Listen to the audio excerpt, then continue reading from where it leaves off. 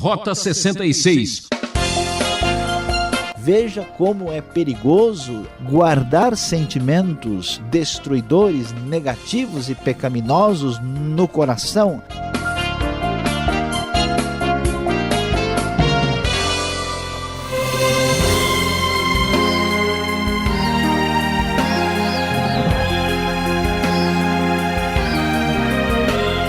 Aqui estamos nós, eu sou o Beltrão e esse é o programa Rota 66. Obrigado por seu carinho e audiência. Hoje o professor Luiz Saião fala sobre um tema que mexe com todo mundo. A inveja mata. É o que diz o capítulo 18 do primeiro livro de Samuel. Muita atenção para essa palavra inveja. Como diz Provérbios 14, verso 30.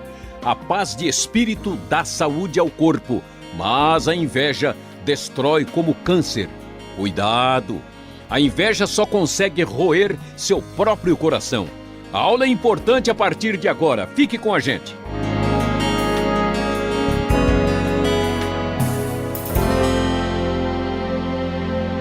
Como você pôde observar, Davi acabou de vencer o gigante Golias, tornando-se agora um guerreiro muito famoso, alguém de expressão internacional, um homem que vencera um dos mais temidos guerreiros da antiguidade.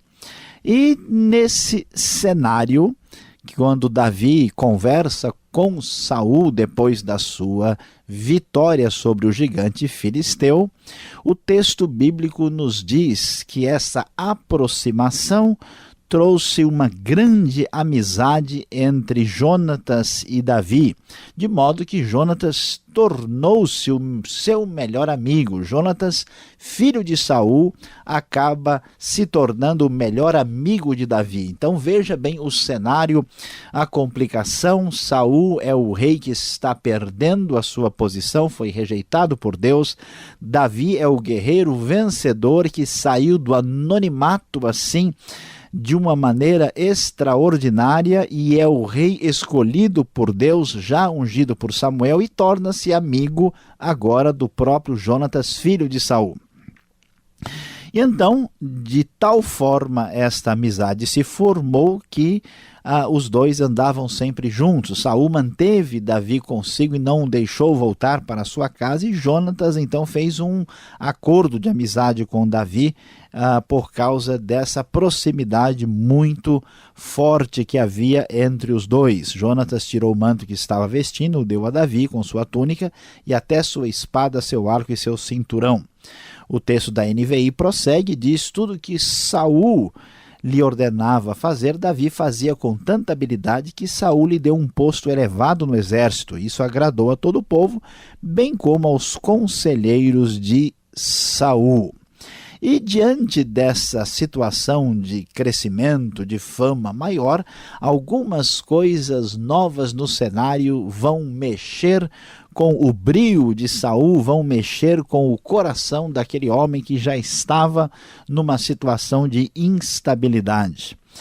O texto sagrado nos diz que depois que Davi matou o filisteu, as mulheres saíram de todas as cidades de Israel ao encontro do rei Saul com cânticos e danças, com tamborins, com músicas alegres e instrumentos de 3 cordas, uma espécie de festival, de comemoração de rua, onde eles cantavam as vitórias do povo de Deus. As mulheres dançavam e cantavam e diziam o seguinte: Saul matou milhares e Davi dezenas de milhares. Diante disso, veja só o que aconteceu. Que circunstância complicada, que adversidade. O texto nos fala que Saul ficou tão irritado com isso, que ele disse: olha só, atribuíram a Davi dezenas de milhares, mas a mim apenas milhares. O que mais lhe falta senão o reino?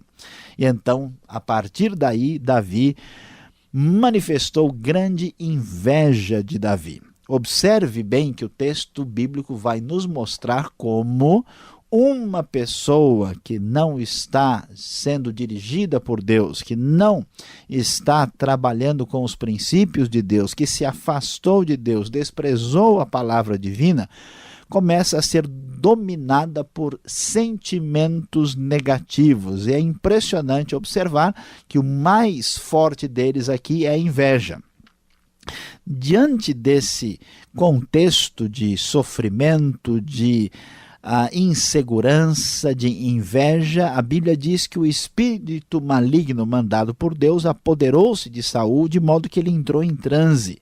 De tal forma que quando Davi tocava a harpa como costumava fazer, Saul, que estava com a lança na mão, atirou a lança em Davi e Davi conseguiu escapar por 2 vezes e a lança atingiu a parede. O seu objetivo era matar Davi. Veja como é perigoso guardar sentimentos destruidores, negativos e pecaminosos no coração. A expressão popular é verdade, a inveja mata. A inveja muitas vezes leva alguém a tentar matar, como fez com Saul, mas na verdade ela mata a pessoa por dentro. Observe o cenário complicado da psicologia do rei Saul. Saul não só era dominado pela inveja. Versículo 12 nos diz que ele tinha medo de Davi porque o Senhor o havia abandonado e agora estava com Davi. Além de ter a inveja controlando a sua vida e ser dominado por uma instabilidade pessoal tremenda, Saul também é dominado pelo medo, tem medo de Davi, de tal forma que afastou Davi de sua presença e Deus continuava abençoando Davi em tudo que ele fazia. O verso 15 ainda enfatiza: Saul teve muito medo dele por causa daquilo que Deus estava fazendo na vida de Davi. E Davi continuava crescendo na sua popularidade e era muito bem visto pelo povo. Diante disso, Saul piora a sua postura para com Davi. A sua atitude é falta de transparência. Saul se torna uma pessoa dominado pela inveja que pretende matar Davi, mas não o faz abertamente. Ele cria um plano para tentar enganar Davi, e o texto do versículo 17 da NVI nos revela os detalhes deste plano. Saul disse a Davi: aqui está minha filha mais velha, Merabe. Eu a darei em casamento a você, apenas sirva-me com bravura e lute as batalhas do Senhor. Pois Saul pensou: não matarei, deixo isso para os filisteus. Saul estava empurrando Davi para a guerra com má intenção, com a sua verdadeira intenção oculta e escondida, com o fim de matar Davi. Davi responde ainda positivamente: quem sou eu para que eu me torne genro do rei? E assim, então, o texto nos diz que na hora quando as coisas deveriam acontecer, chegou a época de Merabe, a filha de Saul, ser dada em casamento a Davi. Ela foi dada a Adriel de Meolá, ou seja, Saul é dominado pela inveja, Saul é dominado pelo medo, Saul é instável, Saul está com más intenções e falta de transparência e, além do mais, não honra a sua palavra. E o texto, então, vai adiante e diz que, como Mical, outra filha de Saul, gostava de Davi, sabendo disso, Saul resolve colocar a filha nos braços de Davi com a mesma intenção. O texto é claro, conforme a Nova Versão Internacional, no versículo 21, eu a darei a ele para que ele sirva de armadilha, fazendo-o cair nas mãos dos filisteus. E assim, Saul então chama Davi e o convida com toda falsidade possível e diz: olha, aqui está a sua segunda oportunidade de tornar-se meu genro. E Saul ordena aos conselheiros que falem em particular com Davi e lhe digam: olha, o rei está satisfeito com você e todos os seus conselheiros o estimam, torne-se agora seu genro. É interessante, né? Por que é que o mal não é feito às claras? Por que é que tem que ser dessa forma? E é isso que vemos aqui, uma absoluta falta de transparência, algo feito às escondidas, da pior maneira possível, e é isso que que se volta contra a vida de Davi a partir do coração inseguro, intranquilo e invejoso do rei Saul. E então, diante de tal circunstância, nós vamos ver a proposta que lhe é apresentada. Davi age com bastante humildade, diz: olha, quem sou eu? Eu sou um homem pobre, sem recursos. E então, diante disso, o Saul ordena que se diga o seguinte a Davi: o rei não quer outra coisa, outro preço pela noiva, o dote que deveria ser pago, a não ser que fossem trazidos 100 prepúcios de filisteus, para que se vingasse deles. A ideia de Saul, mais uma vez, é que ele fosse morto pelos filisteus. E aí, então, o que vamos encontrar na sequência do texto bíblico? Diante de tal circunstância, de tal realidade, os conselheiros de Saul falaram novamente com Davi, e ele aceitou aquilo e prosseguiu na intenção de tornar-se genro do rei. Por isso, antes de terminar o prazo estipulado, Davi e seus soldados saíram e mataram 200 filisteus. Ele trouxe os prepúcios, apresentou-os ao rei, que era prova da sua vitória, e para que ele se tornasse seu genro. O plano de Saul falhou de novo, e assim Davi casou-se com Mical, filha de Saul. Veja como a trama de 1 Samuel vai ficando complicada. Saul quer matar Davi, Davi se torna muito amigo de seu filho Jonatas e agora se casa com sua filha. O cenário vai ficando muito estranho, complicado. Você certamente não pode perder mais nenhum Rota 66 acompanhando o que está acontecendo nessa história. A família vai ficando estranha, aliás, um amor de família o que está se tornando isso aqui. Saul, então, vendo que Deus estava com Davi, que o Senhor estava com ele, a partir daí temeu muito e ficou então assumiu uma postura de ser inimigo dele pelo resto de sua vida. É triste e lamentável, mas um homem com condições físicas extraordinárias, um homem que teve tudo para ter a sua vida mais do que abençoada, permitiu que a sua vida se afastasse de Deus, rejeitando a palavra divina, rejeitando aquilo que era importante e sagrado, e vemos como os sentimentos negativos e destruidores, começando com a inveja, acabam aniquilando e fragilizando a vida do pobre rei Saul. Preste muita atenção nessa realidade e veja que, infelizmente, é verdade o fato incontestável: a inveja mata.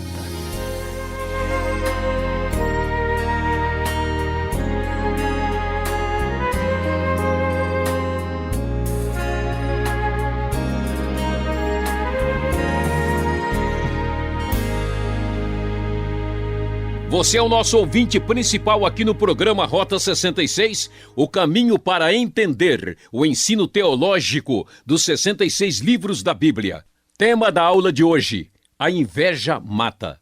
Estamos estudando o primeiro livro de Samuel, capítulo 18. O Rota 66 tem produção e apresentação de Luiz Saião, redação Alberto Veríssimo e na locução Beltrão, numa realização transmundial. Marque lá, Caixa Postal 18.113, CEP 04626-970, São Paulo, capital. Correio eletrônico, rota66@transmundial.com.br. Será que a dúvida mata mais do que a inveja? Então pergunte. Peço sua atenção para os minutos finais.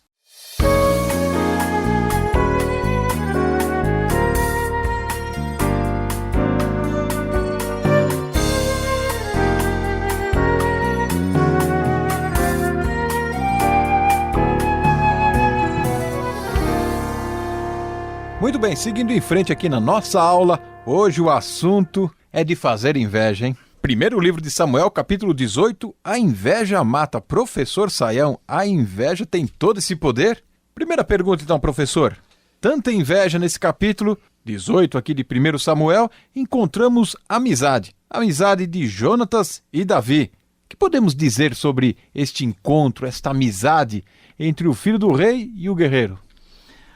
Pastor Alberto, de fato isso chama a nossa atenção, porque logo no começo do capítulo 18 o texto diz isso, e até é bom aqui, muito bom ler o texto na NVI, porque algumas traduções bíblicas aí mais antigas usam uma tradução inadequada. Por exemplo, diz que Saul amou muito Davi, né?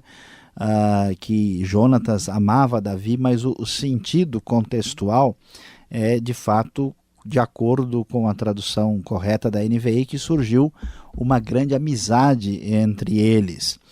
E o que está acontecendo aqui é que está surgindo uma trama muito complicada. Talvez isso venha a revelar que Jonatas manteve uma atitude de crescente distanciamento do seu próprio pai, né, como a gente já viu nos capítulos anteriores. E com esse distanciamento ele enxerga em Davi uma amizade, né, uma pessoa em quem eles podem se espelhar, já que o pai não está mais, vamos assim dizer, nos caminhos do Senhor, né?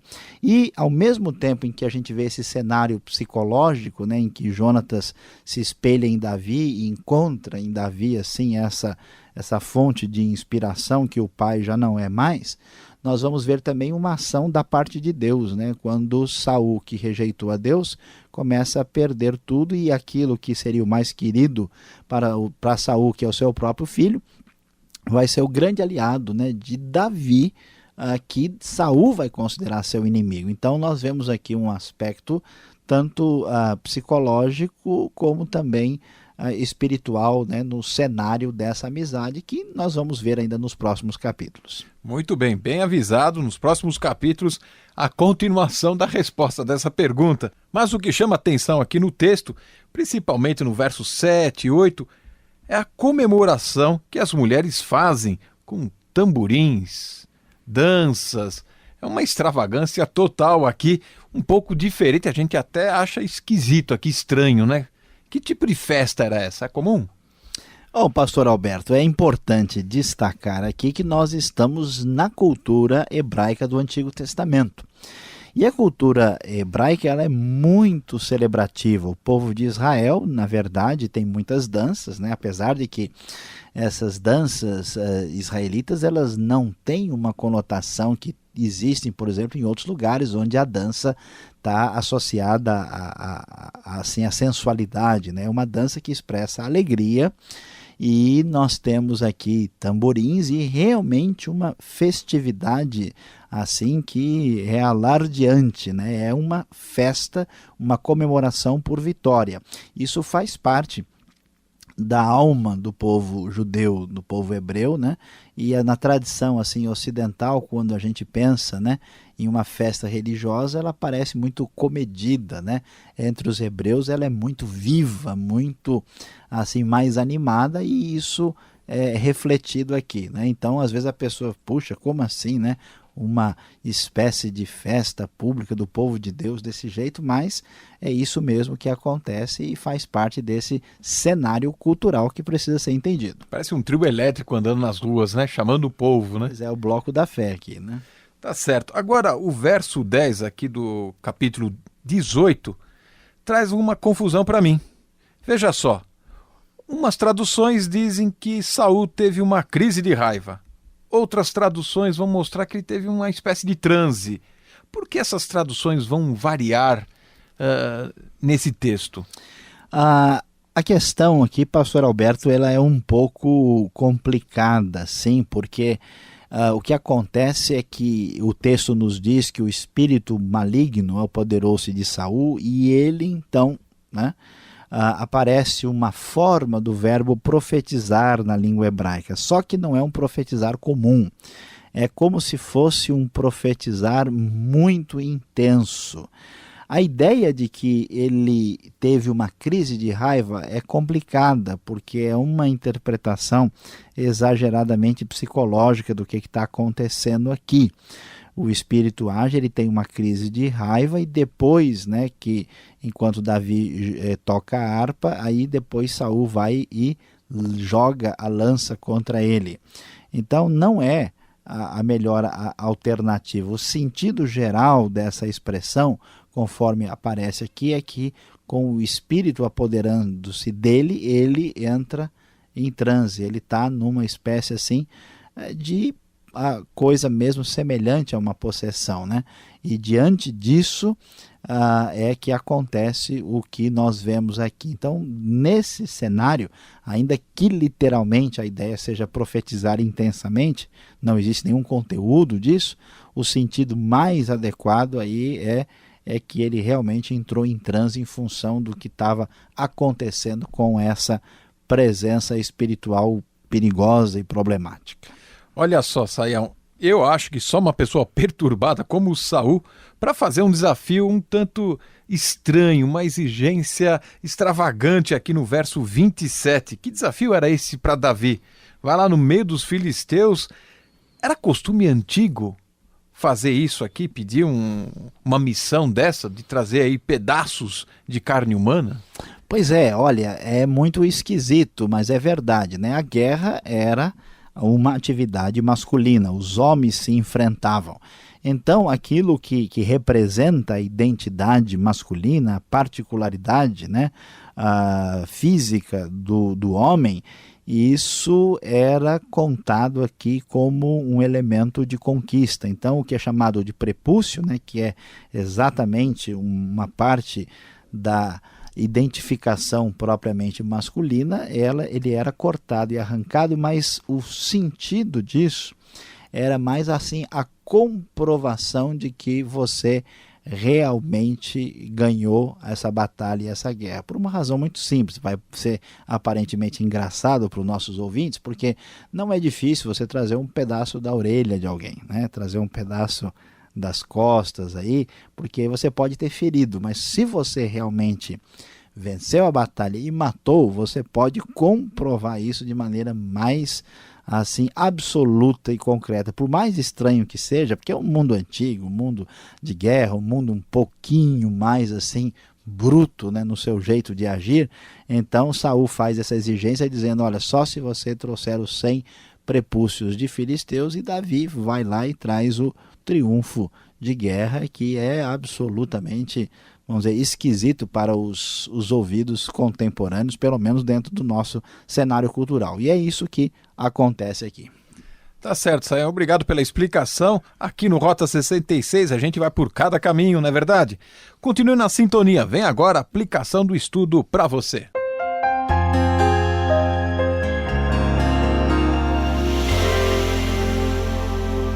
Hoje no Rota 66, você certamente não teve inveja de Saul.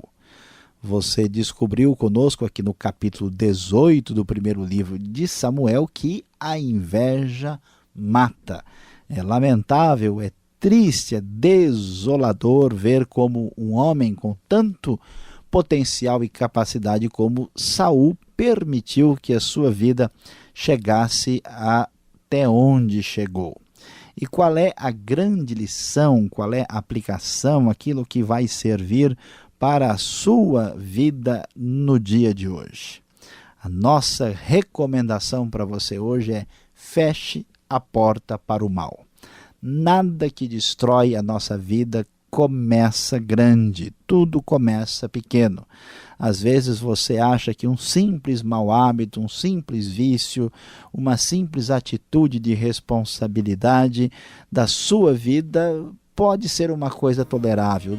Nós vimos que Saul simplesmente levou pouco a sério a palavra de Deus. Saul não deu tanta atenção à santidade de Deus, e aqui ele acalentou a inveja no seu coração. Com a inveja veio o medo, veio o engano, veio o ódio, e isso destruiu internamente a sua vida. Não se esqueça dessa grande verdade. Não deixe o mal tomar conta da sua vida. Feche a porta para o mal. Rota 66 vai ficando por aqui. Na mesa de som, Paulo Batista assistindo de camarote nossa aula. E até o próximo Rota 66. E veja novidades no site transmundial.com.br. E aquele abraço.